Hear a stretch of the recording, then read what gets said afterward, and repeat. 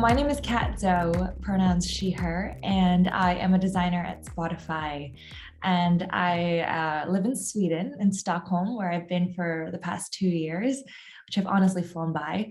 But yeah, so at Spotify, I work on a product that is not the music app. We've got a couple of those.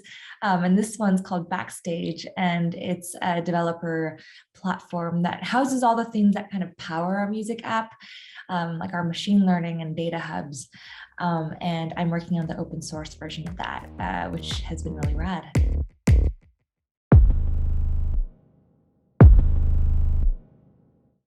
I would kind of say it's akin to something like medical ethics or, legal ethics.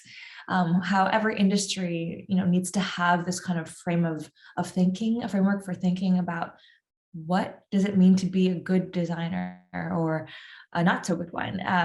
How do you promote a better user experience for everyone that are your users, but also people that aren't your users? How do you do the right thing? So that's like the 30-second description of that.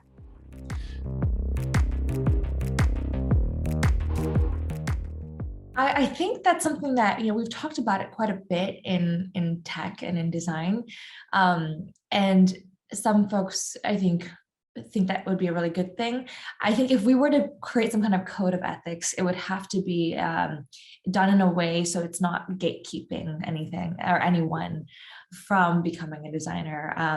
I think about all the barriers of entry that exist in like the medical field, right? And I would not want that to happen for designers, but I do think maybe we do need to have these serious conversations about what do we value as designers? How do we promote just overall happiness, and how do we not cause inequality in our societies?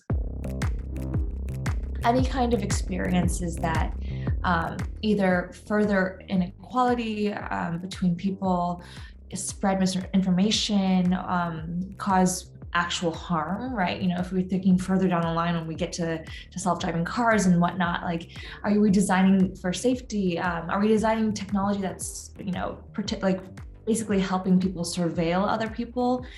In that sense, that's, are we designing abolitionist technology? So that kind of stuff is really pertinent. Recently I've been doing a lot of looking into like anti-patterns or manipulative designs as well, which is, super prevalent these days. And these experiences are experiences that are basically taking your money and your time and your data. And that's also very problematic. And the thing is, with a lot of these issues, they affect all of us, but especially the more vulnerable you are, the more susceptible you are, and oftentimes the worst impact. So we have to be really cognizant of that.